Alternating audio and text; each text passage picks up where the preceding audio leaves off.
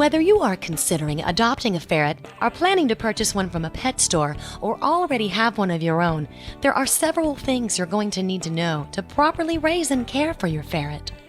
In the following scenes, we're going to walk through several different topics designed to teach you how to provide the best possible home for your ferret. And yes, I did say you.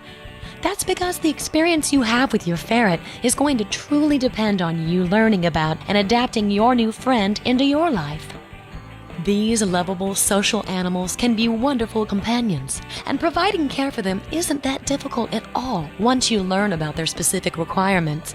So follow me while I guide you through the ins and outs of caring for your new ferret.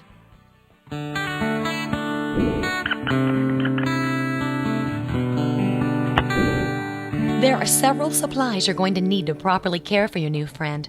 You may already have some of these items, but if you don't, you are sure to find them at your local pet supply store.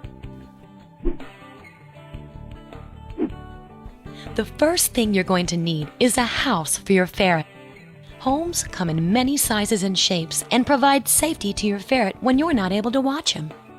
It needs to be large enough for your ferret to have a place to sleep, to play in, and to hold a litter box with a secure area for his food bowl and water bottle. With a larger cage, you can have all sorts of toys attached to it for your ferret to play in. Along with the house, you should pick up a few toys for him to play with when he's allowed outside of his cage. Maybe a crackle blanket or some sort of fun tent is sure to do. It's a good idea to pick up an additional litter box to place outside the cage, and a leash and a pet carrier for that occasional outdoor trip. There are a few consumables that your ferret will need to keep him healthy and happy. You should have a good quality ferret food and some selected treats for his chewing recreation. There are also several vitamins and skin and coat supplements available from most pet specialty stores. Of course, a fresh supply of water is needed and should be available at all times.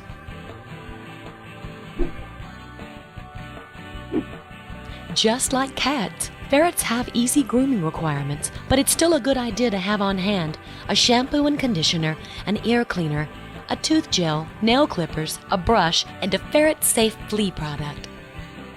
All of these things will help keep your ferret looking, smelling, and feeling his best.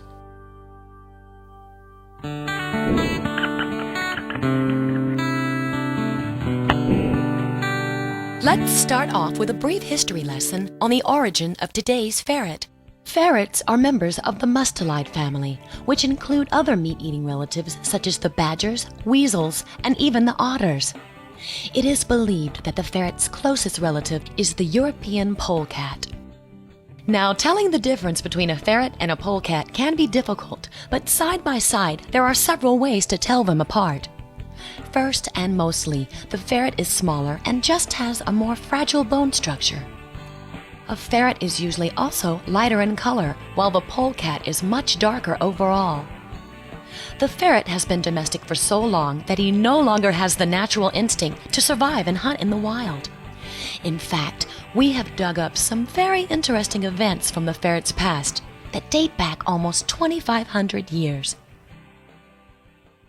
The first findings of a ferret-like animal were mentioned by Greek authors in 450 BC.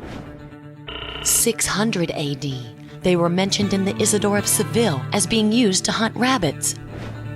By the 1200s, ferrets had widely spread to Germany. Later this century, there is evidence that ferrets spread to Afghanistan and were used by Genghis Khan. King Richard II from England issued a decree in 1384 which allowed his clerks to hunt rabbits using ferrets. In New Zealand, 1877, the human-introduced rabbit population was out of control, so farmers imported the ferret to help control their population. And in the 18th to early 19th century, ferrets found their way to the United States while being used on ships for rodents control. It's clear that ferrets were used early on to hunt rabbits, both as a population control and as a sport. Just remember, today's ferrets are truly domestic animals, and they should never be thought of as a wild animal. As you can see, they have been domesticated for well over 2,000 years and have lost all of their natural ability to survive in the wild. And depending on which part of the world you live in, the average length of time that he can survive is a mere 3 to 5 days.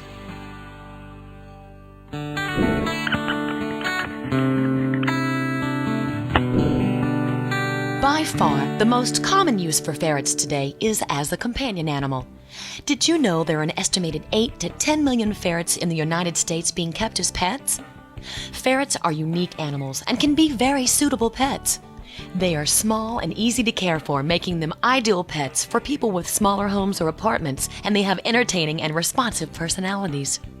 Ferrets are bred in a large variety of colors, from the snow-white albino to the dark black sable, with dozens of pattern and color variations between the two. Silver and chocolate are a favorite amongst many. Devoted ferret owners even attend ferret shows where their pets can compete in areas such as color classes, best dressed ferret, and races involving bags and long tubes. Ferrets generally make suitable pets in homes where cats and dogs live. There are generally no problems between cats and ferrets. In many cases, cats and ferrets make wonderful playmates. For the more leery cat, ferrets may be intimidating, but in these cases, cats simply ignore the ferret or seek higher ground when the ferrets come out to play.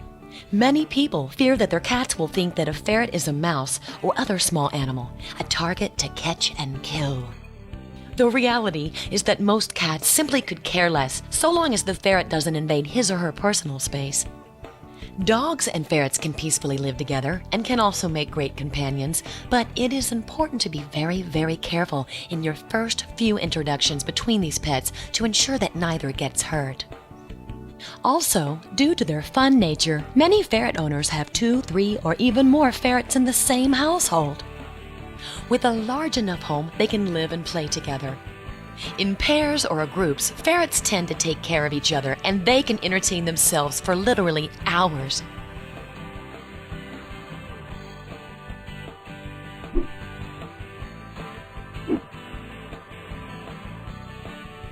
Now, there is a big difference between having children and pets and getting a pet for your child.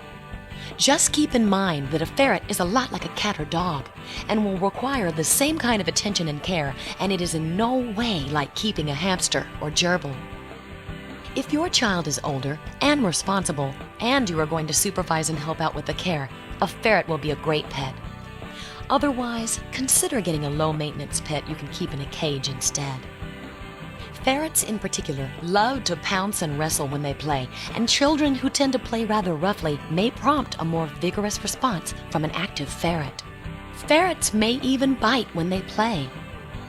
These playful nips can startle young children, and any frightened response from the child is surely to scare your ferret. As for babies and very young children, there are no pets that should be allowed around them unsupervised. Accidents can and do happen. Each family is different, so it is up to you to decide at what age your children are responsible enough to handle owning a pet.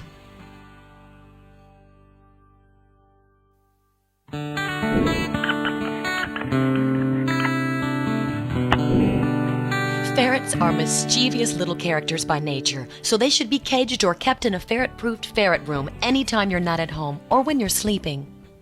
When you are home, your ferret will need to have some run time every day to keep him happy and healthy.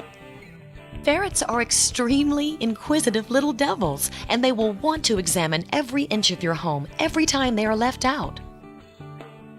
Ferrets can fit into small areas, and so any gaps in your cabinets or crevices under refrigerators and other household appliances are common places for ferrets to get into. The best way to check for areas that your ferret can get into is to get down on his level and literally crawl the space that he will be allowed in. Look for any unsafe areas and be sure to remove anything that you think that your ferret could get into or chew on. Also, remember that ferrets can open cabinet doors, dresser drawers. They can even climb into things like bathtubs and even worse, toilets. Many times, the areas your ferret will fit into are places that humans can't even reach. The hoses that connect your